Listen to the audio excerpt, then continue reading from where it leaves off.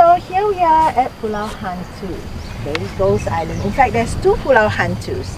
There is one just behind that island across there with all the chimneys and the tents. And that is the more popular Pulau Hantu that people go diving there. Okay? So, history of Singapore, once upon a time, fishing village. Because most of you only have arrived here recently, right? For a couple of years. So you really have no time to learn about Singapore's history. Okay, no need lah. After that you go home, what? But then you go home, you also need to, but when you have friends coming to entertain them, you must know a bit about the city you live in, okay? Nuggets of which you would want to come back, and most of you actually do lah. Okay, so with this, small fishing village, okay? Before the arrival of Raffles, it's always said that Raffles was the founder of Singapore, which is true in many ways. But then again, there were many seafarers that came in those days and they mapped out Singapore as one of the thriving ports, but it was more on a low-key basis. So you get people like Wang Dayuan who mapped out the straits and all this, and they used to call the entry point coming in here the Long Ya Men. Long is dragon, Ya is tooth, Men is gate. So dragon tooth gate. And with this, that is why a lot of traders came and left. So nothing significant happened here. So then came the Englishmen. Any English here? No.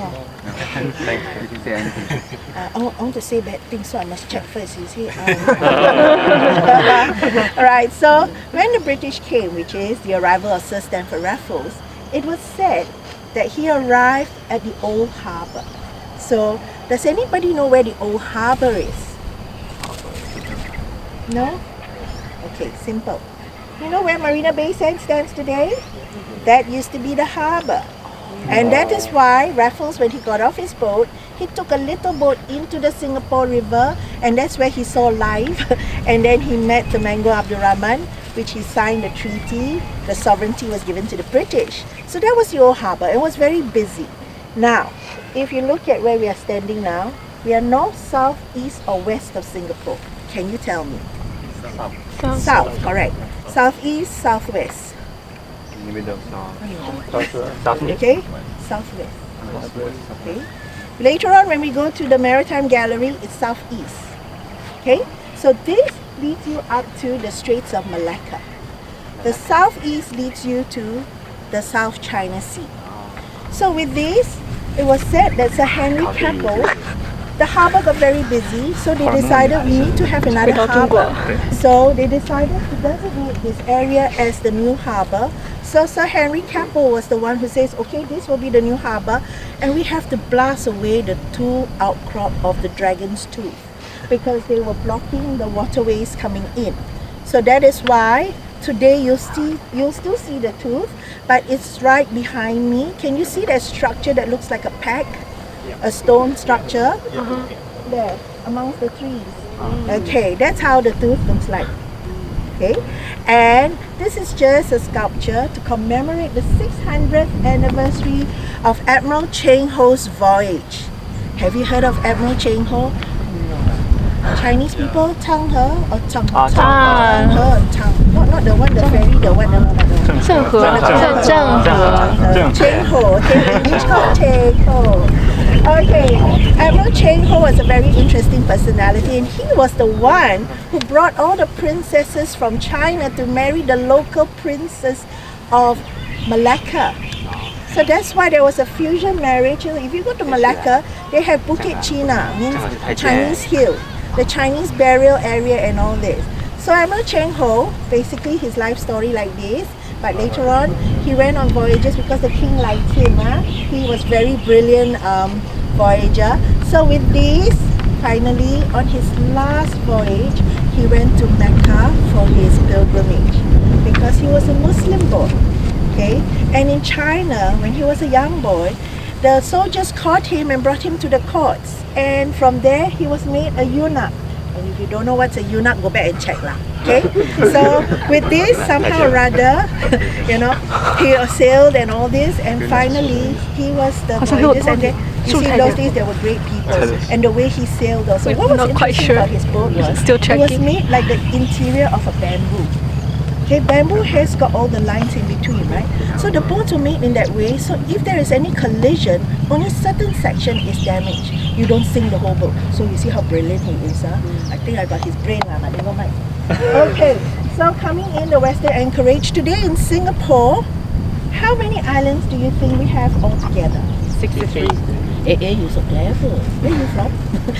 Palestine. Huh? Palestine. Okay, 63, including mainland Singapore. Okay, 63. Through the years we had more, but what we have been doing is we've been joining many islands together.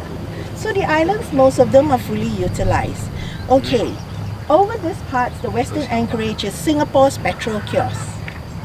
The island you see over there is Pulau Buko. And it was in the early days that the British stored kerosene on the island because the kerosene was used for making fuel, lighting and all this. So later on, Shell company came and they are the tenant company for this oil refinery. Singapore today imports 80% of our oil from the Middle East. Okay, of which, why do we need to have oil? We can even buy refined oil and use it right away. Why? Have to use your brain. No? It's a Then business. Security. security? No, it's a business. Like you do refining, then you resell it. Yeah. You see, here in Singapore on the offshore waters are nothing. You dig, nothing. You dig further, you see hell. So we import oil. So this is a service given whereby ships coming in will get oil. Okay, we refine it, we make it into many things, and secondly, it generates jobs for the people. Okay, so with this, in fact, on Pulau Bukom, it was said that they could even get fresh water from there, and that supplied water to the ships that came. Okay, water everywhere, you cannot drink what? So you need fresh water. So Shell. Further down Shell is Sebarok. Sebarok has about 70 over tanks. They don't do oil refining there. And SPC is also the tenant oil company there. And you know, like if I bring in a vessel of oil and I just want to store it, I go to Sebarok. I can rent the tank to store my oil. Okay. So today, that's the petrol kiosk. And in fact, we also have another island, okay, that has got another oil company, which is ExxonMobil, and that is Jurong Island. Jurong Island is made up of how many islands altogether? Yes. Hey, don't stand under the sun, it's here. You start to smell that. How many islands make Jurong Island? Come on. Recovered from the sea. Yeah, no, recovered from the sea, reclaimed, yeah. Okay, Reclaimed, we yeah. join how many islands together? 3 or 4. 3 or 4? 3 or 4 makes 7, correct? 7. Yeah, 7 islands, okay? So that is Jurong Island. Some of the islands are used for military purposes. So later on in the gallery, I'll point out all these islands to you on the map. Then you'll have an understanding. Okay, so with these, that is Sentosa Island. Okay, and then over there, can you see all those trees there? Is it an island or still part of Singapore? Part of Singapore. Correct. That's Labrador Park. Now can you see all the cranes there, the green cranes? Yeah. The first container port is at Tanjong Pagar, which we will pass by later on the eastern part. Okay. Now those ports, container ports are now closed. Closed because the yard is almost empty. They have moved up to that area, and that is Pasir Panjang. Also a Malay word, Pasir for sand, Panjang means long, long sand. So means long sandy beach along there. So in those days you can go picnic and all that, very lovely. And even down at the west coast side, they have all the pillbox for the British. They built it to see all the enemy ships coming in, right? Now no more. They have extended about 270 football field of land, and now that's our holding area for our container port. Means all those at Tanjong Pagar, Keppel, Brani has moved over here. And then the future port will be at Tuas. Okay, the new generation port over at Tuas. So 2040, they will move up to Tuas. So it will be only one huge container port over there. And with this, you see all these vessels moving back and forth. Yeah, very nice, right? See, the wealth of the country is shown when you see all the vessels coming into the port and using a facility. So basically, bunkering and Bunkering is okay because if your vessel needs oil, they have a small bunker ship that goes near and fills your vessel. Bunkering means pumping petrol from one vessel to another. We don't say pump oil, we use bunkering. So, but the main big oil tankers come, they actually unload the oils into the oil refineries and all that. All is done there. The traffic out there is busier than our ECP. You'll see all these big vessels moving back and forth. Okay, the bigger the vessels, now our sea lanes are getting smaller. Okay, everybody wants a piece of the cake, so they just make their boats bigger and bigger. So this is very heavy traffic. So that's why the skill job is to manage the port without any accidents and all that. Okay, now this side. Okay, so with this, more can be said at the Marina South Pier. I will talk about all this. Now look at this, very nice, right? The condo. This is called Reflections of Keppel. The unique thing about today's town planning and development is Singapore tries to be a garden city.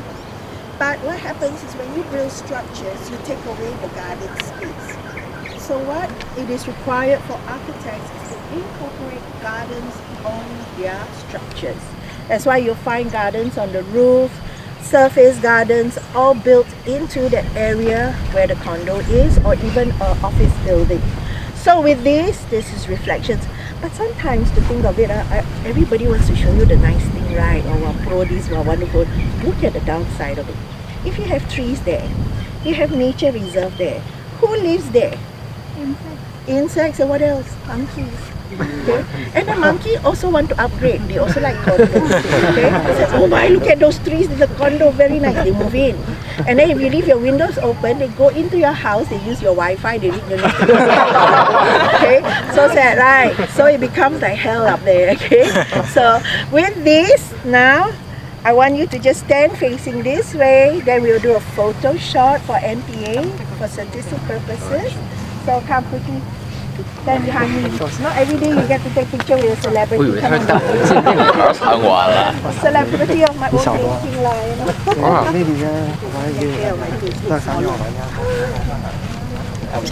Must have hair.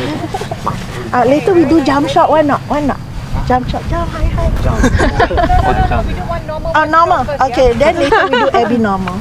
Okay, 1, 2, 3. Smile. Hold it, yeah? Just one. I have to hold my more. stomach in. Girls, chest out. 1, 2, 3. Okay. Okay. Now one shot. Fan shot. Come on, move out. Open up. Have enough space so that you will not land on your friends. Jump as high as possible, like no tomorrow, like you're gonna touch the sky. Okay. Okay, one shot. Normally I do senior citizen, they all jump also, you know, so you must also jump. Jump in front. Okay. 1. Wait. I can't see everybody. Can we just get a little... Okay, all the bodies. Okay. Spread out, spread out. Good. Alright, ready? 1, 2, 3. One enough. 哎呀，就是咱有要出了船，然后出海澳。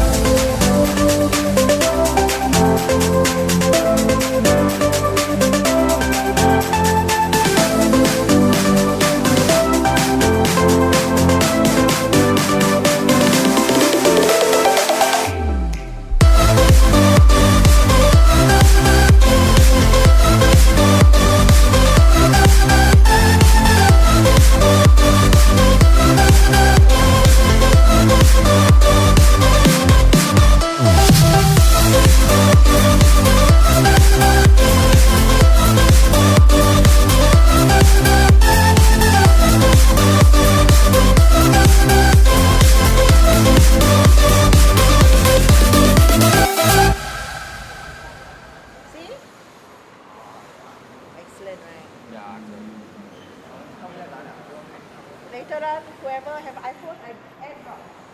Okay. Now we have just arrived at the Fullerton Hotel. Fullerton was actually named after Sir Robert Fullerton, who was then the governor around these parts of the world, and a fortress was built here. So could you imagine having a fortress so close to the shoreline? So it was not a very successful fortress, but what rubbed off the fortress was some of the roads around here. We have Battery Road, Magazine Road. Now where the shoreline is where you see the barrier you see down there, that's the shoreline. Beyond that is one Fullerton, and that area was where the Johnston Pier was, where boats come in and the little boats come, the people get off. Johnston Pier was also where King Chulalongkorn, King Albert, quite a lot of people got off the boats and came from Johnston Pier. Now, today, in the 1920s, they built this grand building, and this was used as a general post office. And many different revenue departments actually came here and set up shop, like IRIS, the income tax, and some of the financial companies up here. This is how the building looks like. I don't know why, for some reason, I always thought my eyeballs were bad, but actually the picture very blurred. And yet they put like that. I should tell the hotel. Huh? So, look at this. This is the British crest. During the Japanese occupation, the Japanese made sure that all these were all removed and destroyed because they don't want any more British sentiments around. Then when Singapore became independent, Mr. Lee Kuan Yew asked advice from the economist by the name of Albert Winsemus. How do I bring forward to get investors to come? He says, keep anything that is British, from road names to anything British. It gives investors confidence to come back. Because you do not forget that before the war, Singapore was a very thriving city. It was this area, whole area, was also known as the Bund. The Bund is in Shanghai, right? But this was something like Shanghai because the harbour with all the buildings, and it was so wealthy that people really lived the high life. But what happened was, all came to a stop because of the war. And after the war, how did we have to pick up the pieces? And it took a great man like him to decide, okay, where we should move forward from there. So with this advice of people coming into the picture, made it happen also. So with these, we go down escalator.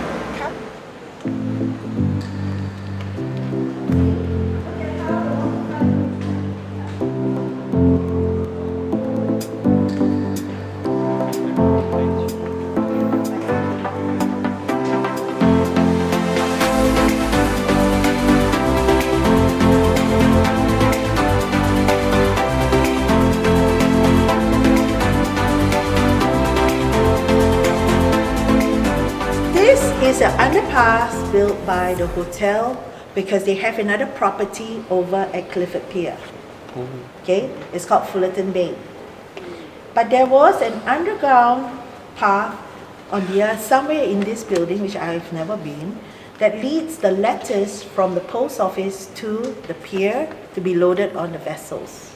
That place is closed already. Now today Singapore is an edutainment city. Because as time passed, the country grew wealthier. We looked into national heritage boards became busy because we need to tell the people this is what the country had, what was the country. So it brings a lot of nostalgia to people. But people don't like to look at storyboard. They got no time. Okay? They like to look at smartphone. They don't like to read. So a lot of work has gone into collating all this in bite size that people can understand why this building functioned. What was the history? You save a lot of reading, you know.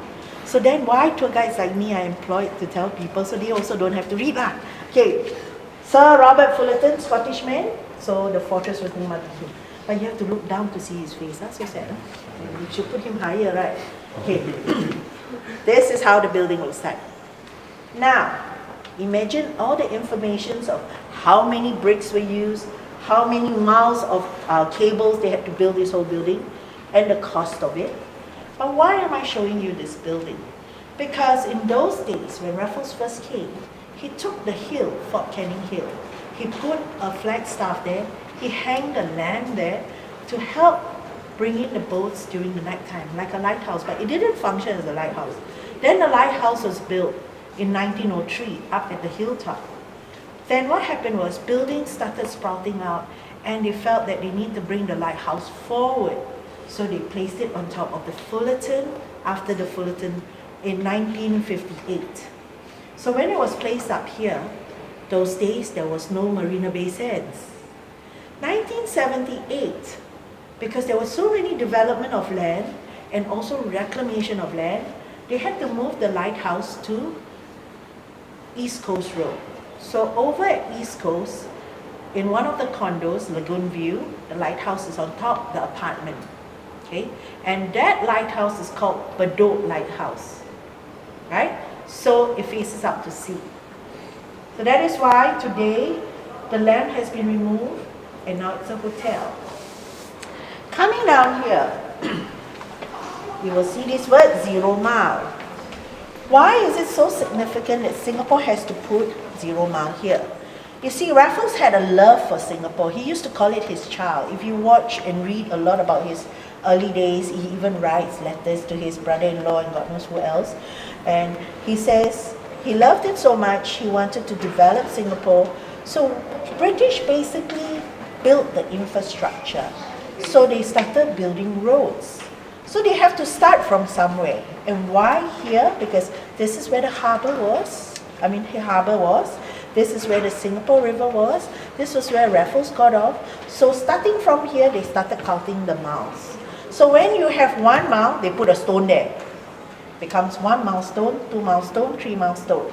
So only Singapore started changing milestones to matrix somewhere in the 1970s. So kilometers. 1 kilometer is how many miles? 1.6, correct. And many people don't know, no? And in those days, weight measurements also. 1 catty, have you heard of KATI? Okay, this part of the world, 1 catty, 2 catty. 1 catty is 600 grams. Okay, we used to go market 1 catty. And when my grandmother used to go and ride on a taxi, she would tell the taxi driver, go ko tio. Okay, this is Hokkien. Go ko tio means 5 milestone. Go is 5, ko tio is milestone. Okay, so all these words all I miss because she's dead lah. But the thing is, people don't use this word go ko tio and all that anymore. Because I used to travel a lot with her when I was young. I had an estate kepo, that's why. So, where is the center of Singapore? Of course, you don't know. Even Singaporeans don't know. In the olden days, it used to be at the Ancient Civilization Museum because the Land Surveyor's office was there. So when he was asked, where's the center of Singapore? My office is here, it's the center lah. Okay? But the actual center is at Lower Pierce Reservoir. Okay? So that's the center of Singapore. Let's go over here and look at this picture over here. There are nice, lovely old pictures, and pictures tell a lot of stories. Okay, quickly move inside. Post office. So the nostalgia of post office, which I always loved in those days because it's a very busy place, clicking and people moving in and out. And this had the longest post office counter supposedly in the world, about 300 feet long. So it's very busy, right? And you notice if you look at this picture, you only see men. You don't see girls. You don't see women. Right or not? Why? In the olden days, people were poor. Okay? And girls do not have priority to education. Parents love their sons. Okay?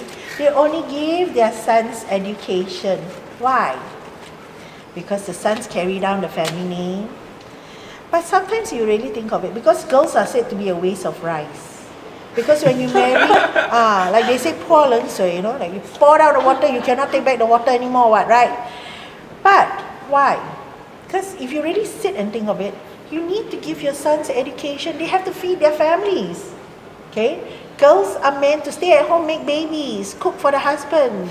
And you're not supposed to go to school. You cannot be smarter than your husband. Okay? It's wrong. And when you're too smart, you cannot cook, you cannot sew, you cannot reproduce. Right.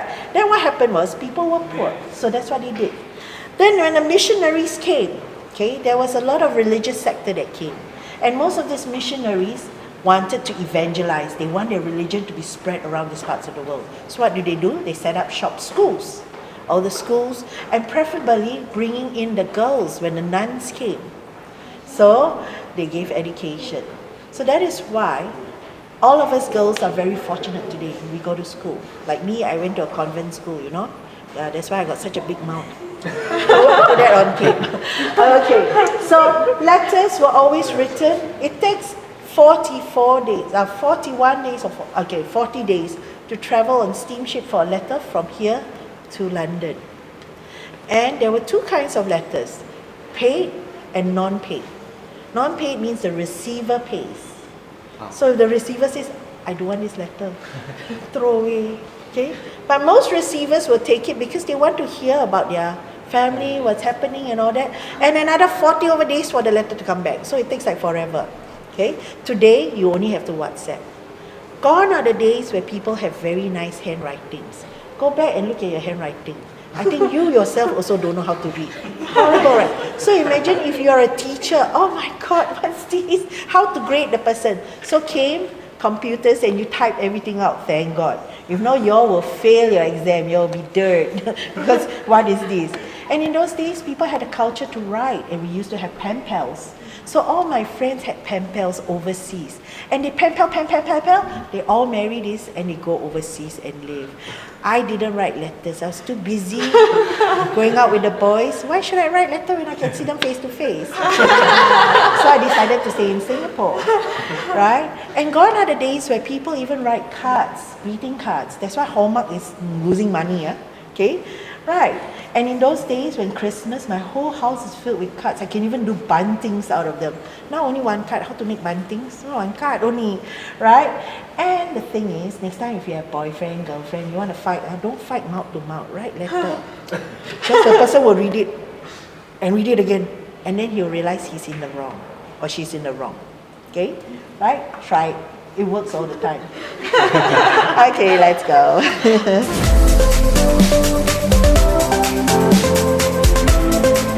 My best last time.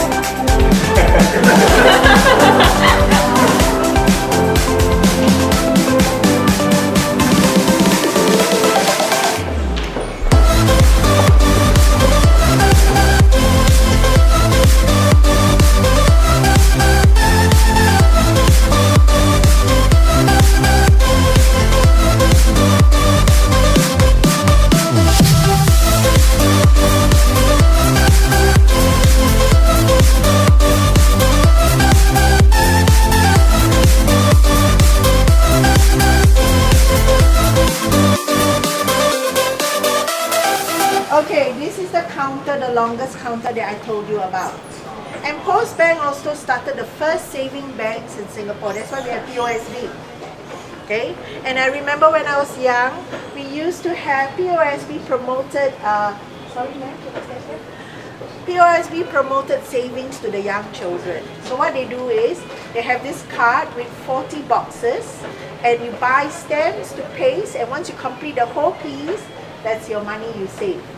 Okay, so we forgo food and all, we buy the stamp and we stamp everything. And in those days, if we had 20 cents, we will use 5 cents for food, 15 cents, we buy 3 stamps.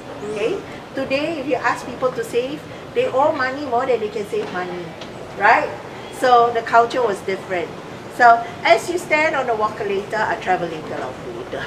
Look at all the old photos you will see of these parts of the island. Come, let's go. The photos are inside. The advertisements are inside.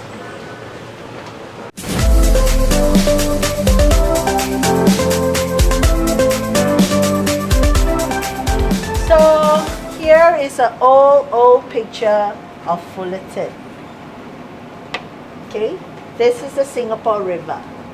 So when the merchant ships port here, they will transfer all the goods into these small boats, all these bumboats, and then they sail into the river, unload the goods here. So this is Boat Quay in those days. The first reclamation of land was in the 1820s after Raffles Cape. They reclaimed this bank area so that they could have all these warehouses and go downs. But as trade grew bigger and more things came, they had to move further in. Then came Clarke Quay. That's where all your clubbing is. And then, you see, clubbing is because they were all warehouses, but rather than to tear them down, they actually restore it. And what is it called? Restoring, and it's known as what? Conservation rather than preservation. Then further inwards they went to Robertson Key, so that's the largest. But as time passed, people go back and forth, the river got very dirty. It was also a point they used to store coal in Robertson Key, coal for the vessels, you know, coal. So it became very dirty, but no choice. And you see, this is the old Singapore. Okay, this is the building at Pearl's Hill, Chinatown. Okay, New Church. And then this is the various jetties. And in those days, the jetty, by this time already, Johnston Pier was already removed. They built this pier, Clifford Pier. Now Clifford Pier, the British wanted a very grand looking pier because when the ocean liners come in, it actually gives the British a good look. So people come down.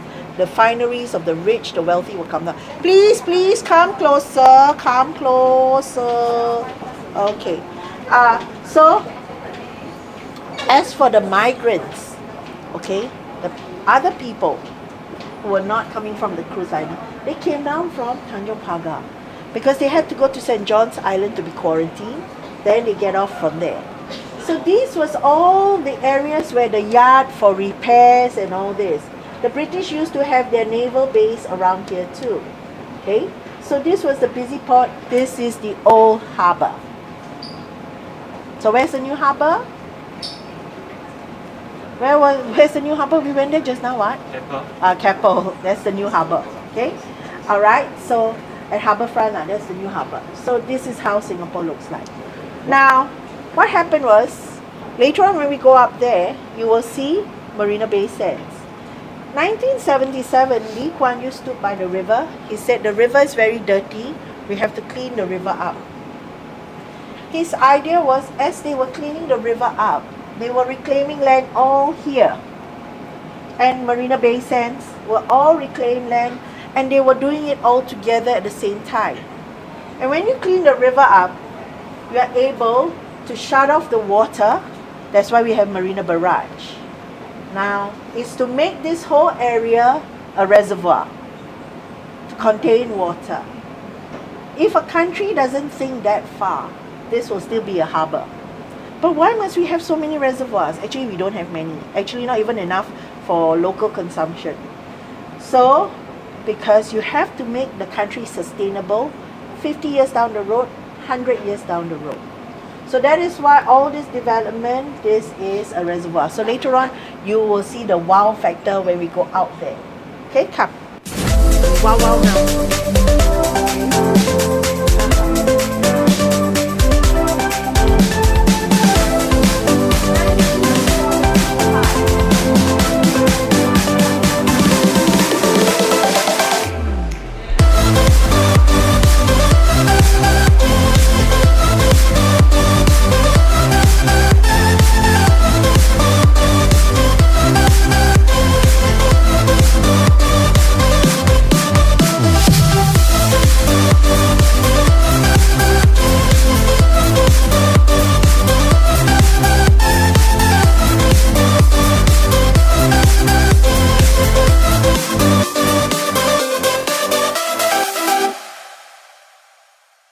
So all these were all the sea. So reclamation of land was very important. We have reclaimed 17,000 football field of land today. 17,000. We try not to reclaim too much because it takes up parking space for our vessels. Because if Singapore keeps growing, then the ships will not be able to use because we have territorial water rights. So we cannot just happily park our boat out at the South China Sea and also convenience of distance. Okay, so with this today, this is fresh water. How are you going to remove seawater if you just cover up the dam like this? Has anybody been to Marina Barrage? Okay, the gallery is closed, huh? Okay, once the gallery opens, they have a simulator to show you how it works. But never mind, I tell you. Okay, can you guess how would you think people are able to remove salt water of this amount, like thousands of gallons or millions of gallons, within a period of time? Difficult, right? You desalinate where you need to store. Once you clear the water, where you going to keep the water that is desalinated? Simple. Firstly, imagine if you had a bottle of syrup. Okay, 1/3 water, 3/3 syrup. So syrup is salt water. So what happens is you drink half, you pour in some more water. And in that process, in the end, the syrup is gone. It's clean water. So it's the same theory as this. Whenever it rains, we slowly release the salt water out. So we release X amount of water out, rains, it fills. Rains, it fills. So 2 years it took us to dilute this into fresh water. See? So the patience and the ability to do that. So very important is when it's high, 5 rivers flow into this. Now if you're going to make this fresh water, you need to clean all your rivers. You need to educate the people to tell them not to litter. You notice Singapore is a very clean city. Some cities have very big problem with trash and waste disposal. Here we are taught not to throw. How do you educate the people? Summon them. Okay.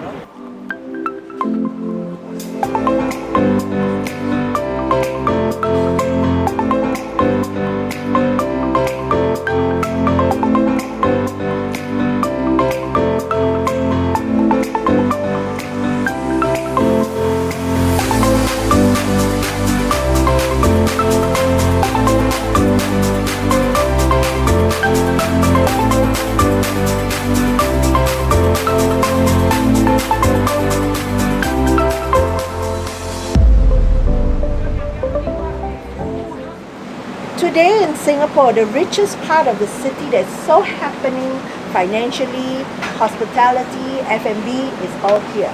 Okay, and you see, why do you need to build an integrated resort? Because basically we do a lot of all-in-one. Okay, or you say integrated everything in one. So with this, convention halls, theatre, museum, art science museum, 3 towers for hotel, and then the boat on top with a swimming pool, the infinity pool. Has anybody swam in that pool before? I also never.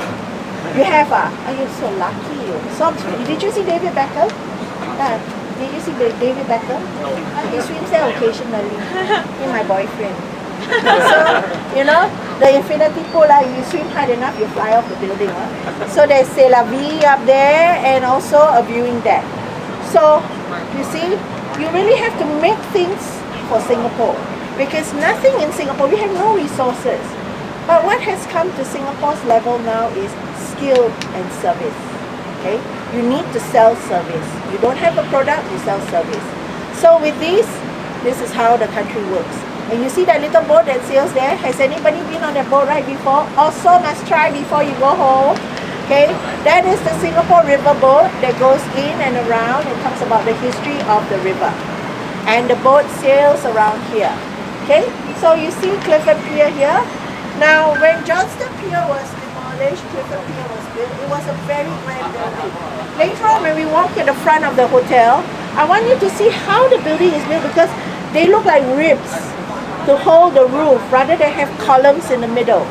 And what was very exciting was it warned off its novelty when the cruise liners didn't come, because that was the part where people depart on little boats, and they were called water taxis, to sail to their vessels, to board their vessels.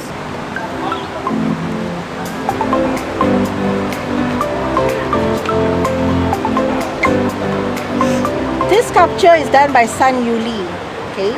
And it's a very unique sculpture, because if you read it, Collier Key is the landing point. This area is Collier Key, of our forefathers who braved the rough seas and the courage and determination to land on our shores.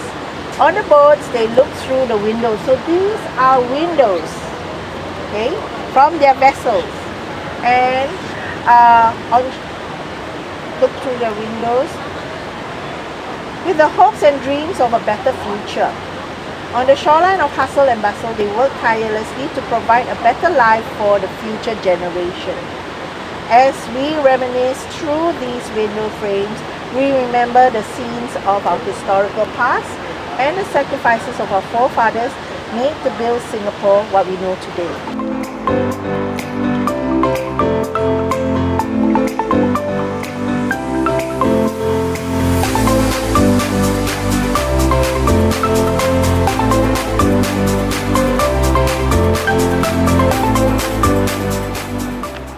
I want you to look over there. That is the control tower.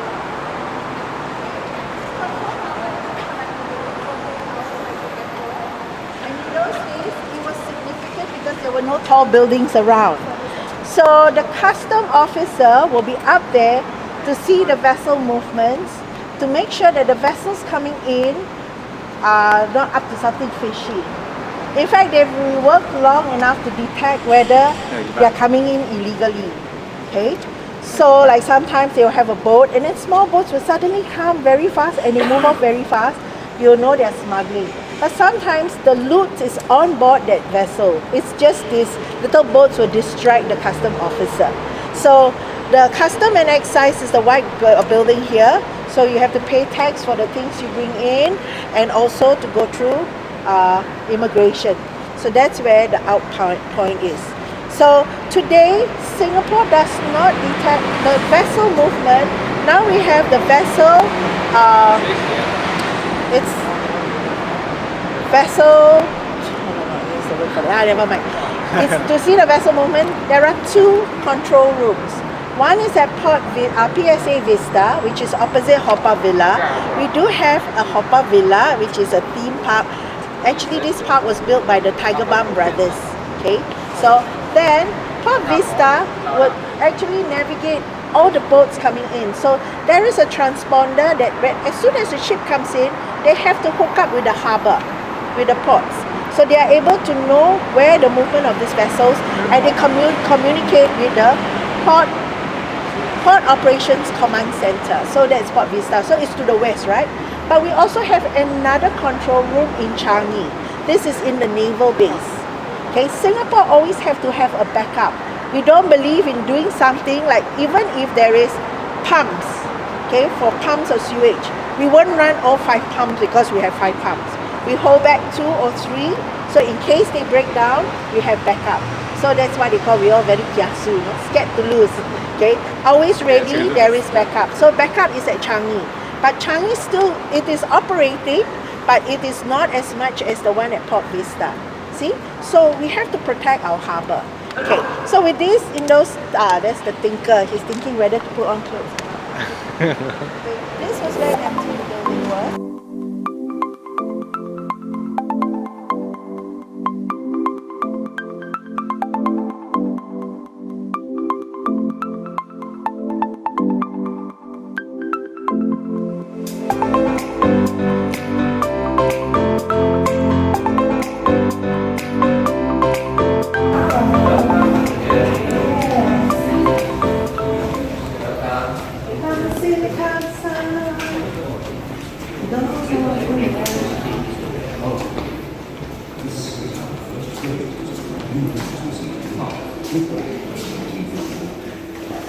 Come gather around the round table.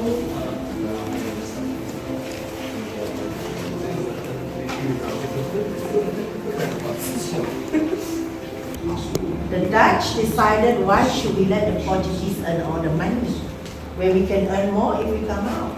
So the Dutch conquered the Portuguese states of Malacca and all these places. That is why if you go to Malacca, you'll find out a bit of the history of the Portuguese and then later on the Dutch. But the British, on the other hand, they didn't go to Malacca and all. They came I mean, they did, but Singapore was one of the ports that they were eyeing. They didn't have to conquer and fight anybody. It was very easy. Where they actually changed countries with the Dutch, where the Dutch took Bencoolen, the British took Singapore. So with this, on the hill that I told you Raffles used to live on top was Fort Canning Hill. Because this hill was high enough, a vantage point, for him to see the harbour. And this was where he put the flagstaff with the Union Jack, so the ships coming in, he will hoist up the merchant flags and they will know which vessel is in the port, whether it's from Calcutta, whether it's from China, or Europe, or Australia. So through the years, the hill has a lot of mystic and history, of which, as they were clearing land, they discovered a lot of broken porcelain. So this broken porcelain gives you an idea of the influence of the traders that came and what they left behind.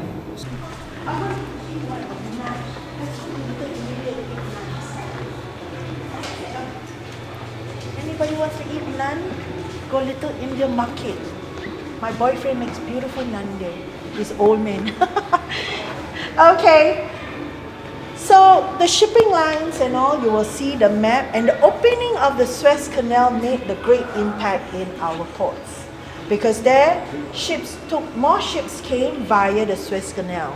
So with this, then the port flourished. These are our lighthouses.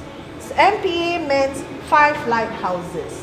Okay, this one is Holsberg. This is close to Malaysia, the South China Sea.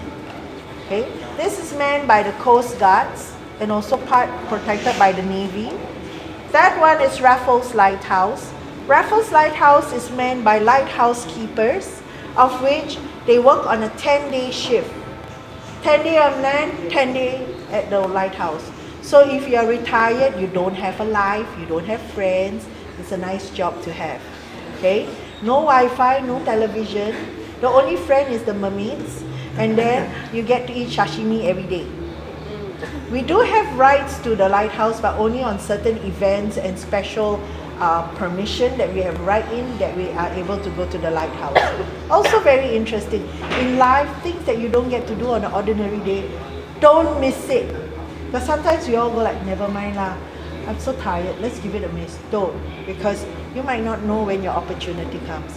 You see, this happens to me, to go, not to go, to go, not to go. And then sleep. Then I realized I missed out a lot. The other side are the other lighthouses. We have Sultan Shoal, Pulau Pisang, which is in Malaysia, along the Straits of Malacca, and Bedok Lighthouse. Okay. Now, as we move on here, let's see the boat that first came. This is the let's show the lighthouse of Fullerton. This is the MV Nikon. Okay. So you see the Tanjong Pagar port, how the goods used to go. We used to carry it up like this and put onto the ground. So that's why containerization made the mark in the history of moving things, because it is all in a container and it doesn't damage. It does sometimes accident, the containers are dropped into the sea. You'll go into the disasters of the sea, then you'll understand. Okay, so this was the very first boat. This is a simulated container.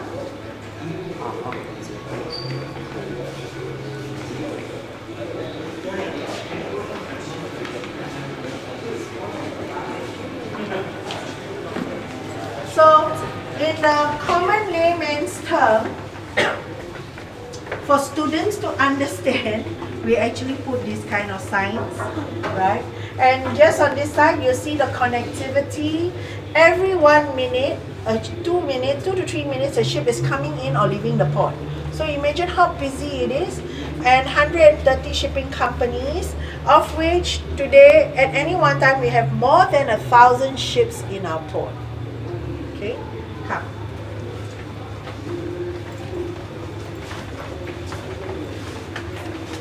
This here is our flag. This is in ranks of the world's shipping companies. We rank 5.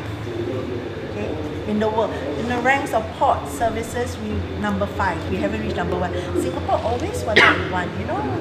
we It's the get there, second biggest port. huh? It's the second biggest port, or Yeah. the second busiest after Manila. Yeah, but in ranks of, and like for instance, the Panama flag is also very much sought after. This is our red ensign flag. So merchant ships and all fly this if they are part of the Singapore registered boats. Then this one is the naval ships. So when you see those grey boats moving, that's our navy. You will see this. This one is the government ensign. Government ensign will be usually flown by MPA and also the Coast Guard, the police Coast Guards, they fly that flag. Okay. Now over here, these are all the models of boats that we have. In those days, you need to have an encyclopedia of boats where they will show you all the different vessels, where they're made, their tonnage and all that. Today, no need. They have this wonderful thing called Google. You just have to key in the vessel name. You are able to find out every detail from the make to the number of years and whether the boat has gone through an overhaul. Today, Singapore provides a service where my vessel, I'm a ship owner. My vessel is only how many foot in length. I want to double that. We do that for them here. We cut the boat in the middle, then we add in, we fit in, and it becomes a bigger boat. You see, so this is all the services we give.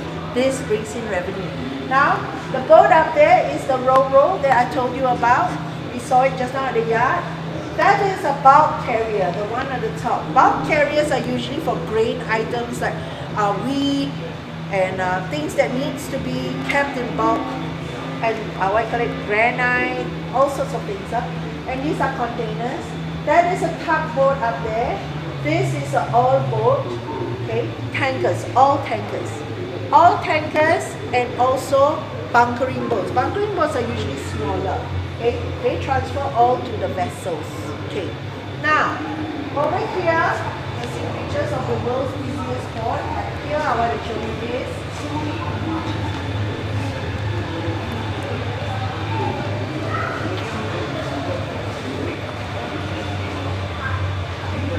Okay. Now over here, this is the icebreaker. Icebreakers are very important. You see Titanic, they didn't have icebreaker, it went into the iceberg, right? Icebreakers are now very important because now a lot of vessels move in the Arctic Circle also. Like especially the oils and gas, the LNG, the LPG boats, they travel up there. So icebreakers help pave ways for these vessels to move. Rigs. Today, Singapore has a history of producing or manufacturing rigs. All rigs. Okay? And they are towed to various offshore drilling. Okay? Offshore drilling is usually more expensive than land drilling. But land drilling is cheaper, but the effect is the people living around the drilling area. So, you see, we manufacture it here, we tow it to the offshore areas, and it's very interesting because these are jack-up rigs. So they jack it up when there is turbulence in the sea so it doesn't destroy the rigs. So my son is going to join one of the fleets that do the tugboats for rigs. Okay? And he's only 23. And I'm so happy because I felt that I want him to make something out of his life. Because he's only an ITE student, higher NITEC, but he has the love for the sea.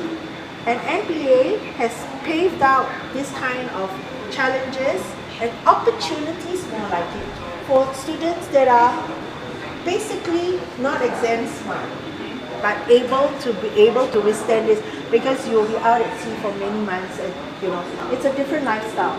But I guess I told him, you struggle hard, but if you can accomplish something fast, it's not worth its essence. It's the years you struggle to get there, your accomplishment is priceless. So I hope he becomes a sea captain one day. I pray hard, but if I was a mother who half the time living in fear, I think he will not try it. Okay? Adventure, fear, discomfort always brings opportunities. It's when you're comfortable, you're not hungry enough, you don't want to try anything. Because I already have it, why should I try so hard? But because you don't have it and you have to struggle to get it, it's the opportunity there. Okay? Now this is the mass flow meter. This is made a must for most vessels now because it channels oil bunkering, and this is more accurate because nobody can tell you, oh, you gave me too little oil or things like this. Okay. Now this is our future generation port. And what is interesting is it's all made of caissons. Caissons are actually concrete slabs which they produce in the yard as high as 10 floors high. They plunge it into the seabed like this, and it's all compartment by compartment.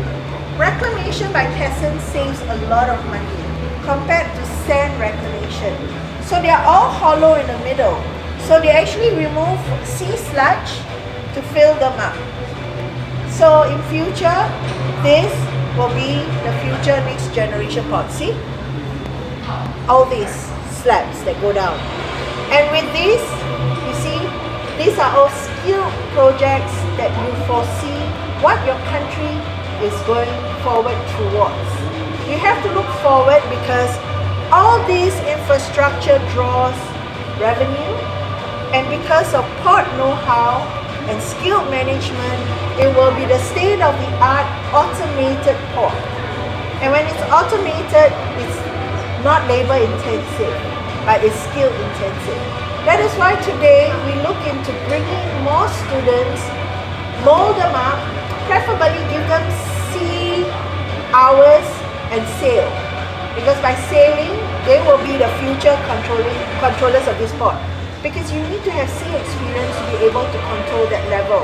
See, like our POCC and all this, they are all actually learned by sea captains who have not sail, but they have an opportunity to advance into a higher level. See, all these boxes, okay? Right, so the new generation port, and how much are we going to handle? 65 million. It's a lot, okay?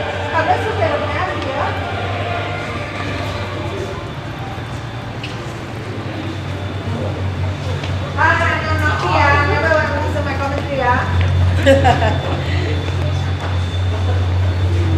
Okay, this is a simulator bridge, and this simulator bridge as a sea pilot. Okay, what's the difference between a pilot and a captain?